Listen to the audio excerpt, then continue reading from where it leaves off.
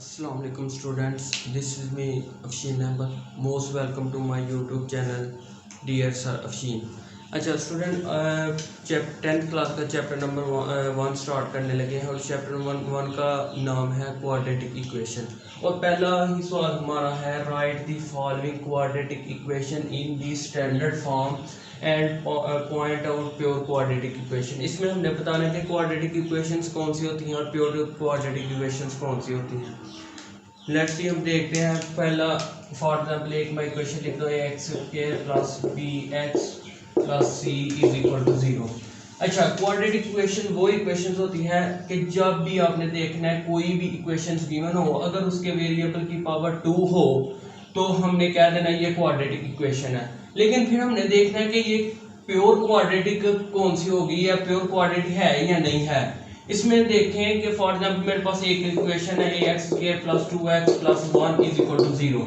अब देखें कि इसकी इक्वेशन में लिखा हुआ वेरिएबल की हाईएस्ट पावर है 2, तो हमने क्या दिया, ये क्वाड्रेटिक इक्वेशन है। लेकिन हमने देखना है कि ये प्योर भी है कि नहीं। देखें, कोई भी चीज है फॉर एग्जांपल जिसके वेरिएबल की पावर 2 हो, उसको हम कह देते हैं 2 देखते ही कह देते हैं क्वाड्रेटिक इक्वेशन है। लेकिन अगर ये ऐसे लिखा हो, अब वेरिएबल की हाईएस्ट पावर देखें क्या है, 2x प्लस 1 लिखा हुआ है, तो हाईएस्ट पावर क्या है 1, तो इसका मतलब यहाँ पर 2 थी। तो 2 हो तो क्वाड्रेटिक इक्वेशन हो जाती है और 1 हो तो लीनियर इक्वेशन हो जाती है। अब देखें, ये लीनियर इक्वेशन है और ये क्वाड्रेटिक इक्वेशन है।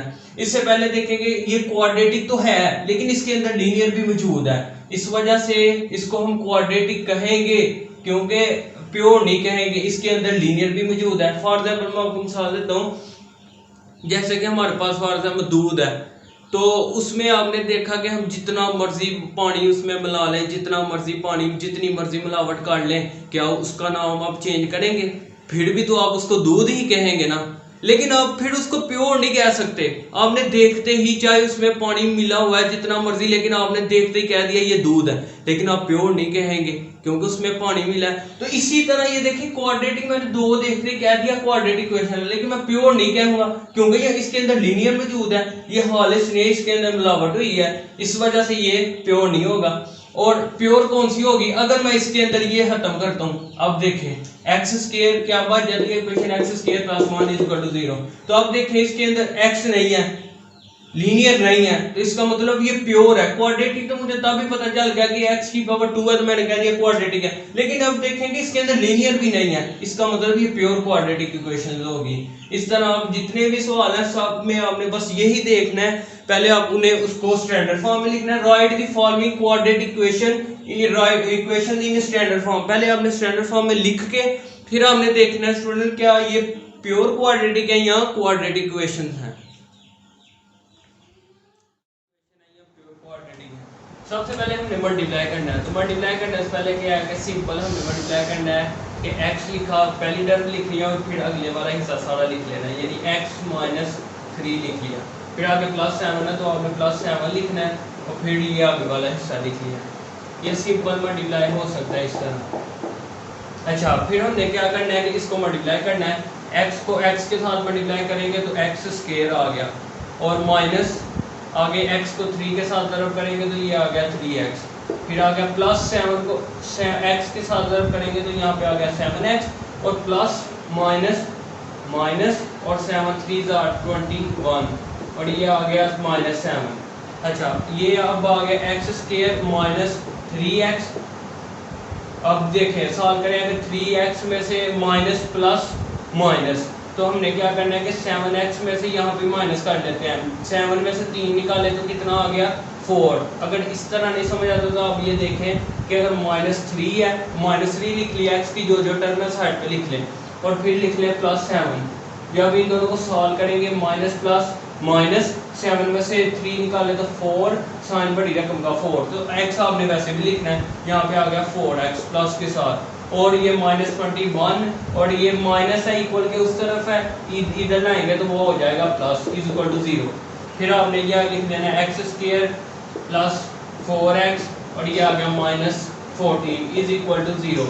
अब हमने सवाल का शुरू यही था कि आपने बताना है कि ये स्टैंडर्ड फॉर्म में लेके आना है। हमारे पास स्टैंडर्ड फॉर्म आ चुकी है, x है, फिर इसके बाद है एक्स स्क्वायर है, फिर x है, फिर हमारे पास कांस्टेंट है। अब हमने देखना है कि ये क्वाड्रेटिक है या प्योर क्वाड्रेटिक है। जैसे कि मैं पहले बताया था कि जिसकी वेरिएबल हमने देखते ही कह देना है कि ये क्वाड्रेटिक है, 2 लिखा है तो हम कह देंगे क्वाड्रेटिक है, लेकिन प्योर नहीं है। उस प्योर इस वजह से नहीं है क्योंकि इसके अंदर लीनियर भी आ गया। तो अब हम लिख देंगे दिस अबव इक्वेशंस और क्वाड्रेटिक।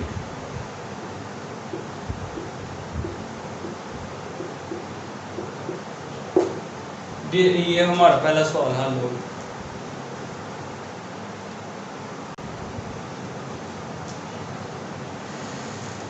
चलो अब हम देखते हैं क्वेश्चन नंबर 2 की तरफ देखते हैं। अच्छा, क्वेश्चन नंबर 2 में हमने उसी तरह ही सॉल्व करना है और अब ये आ गया फ्रैक्शन फॉर्म में। पहला तो वैसे ही था, अब ये फ्रैक्शन फॉर्म में आ गया। फ्रैक्शन फॉर्म को हल करने के लिए पहले हमें एलसीएम लेना पड़ेगा। तो एलसीएम नीचे आ रहा है, जो भी आप नीचे होगा आपने सबसे मल्टीप्लाई करना है। इस वक्त ये नीचे 3 है, 7 है और 1 तो ऑलरेडी है, जिसके नीचे कुछ भी नहीं हो 1 होता है नीचे, ठीक है, ये आपने याद रखना है। इसका मतलब हमारे पास 3 और 7 एलसीएम है। तो हम क्या करते हैं, यहाँ पे लिखते हैं 3 मल्टीप्लाई 7, ये ऐसे लिख के 3 मल्टीप्लाई 7, या जो वैसे तो एलसीएम आता है 21, आपने 21 को सबके साथ मल्टीप्लाई कर देना है। ये 21 ही बनता है, लेकिन आप ये इस तरह रखेंगे कि 3 7 जो भी नीचे होगा हमने उससे सबसे मल्टीप्लाई करना है। यहाँ पे मैं शॉर्ट फॉर्म में लिखता हूँ मल्टीप्लाई बोथ साइड। अब देखिए मल्टीप्लाई करें, 3 7 को सबसे मल्टीप्लाई करना है। 3 मल्टीप्लाई 7 मल्टीप्लाई आ गया, यही आपने रकम लिख लेनी है, x² + 4 ओवर 3। फिर आ गया माइनस, फिर आपने सबके साथ मल्टीप्लाई करना है। तो यहाँ पे भी आ गया 3 मल्टीप्लाई 7, फिर मल्टीप्लाई x ओवर 7, फिर आ गया 1 मल्टीप्लाई, ये दोनों फिर लिख लें 3 मल्टीप्लाई 7। अच्छा, कटरा जरूर होगा, देखें ये कट रहा है इससे, और पीछे हमारे पास बच गया 7, और 7 को हमने दोनों से मल्टीप्लाई करना है। चलो एक स्टेप और कर लेते हैं। यहाँ पे लिखेंगे x² + 4 और माइनस यहाँ पे 7 कट रहा है, और यहाँ पे 3 आ गया x इज इक्वल टू 1 को 3 के साथ ज़रब करेंगे तो 3 को 7 से करेंगे तो ये आ गया 21। अब आपने मल्टीप्लाई कर लेना, 7 को x के साथ स्क्वायर से देंगे तो x² + 7 4 28। और अब में याद रखिएगा कि माइनस आपने ज़हन में, अब तो ये सिंपल एक ही क्वेश्चन है, तो अगर 2 होती तो फिर हमने माइनस का ख्याल रखना था, अंदर साइन चेंज होता है, ये मिस्टेक हो जाती है स्टूडेंट से।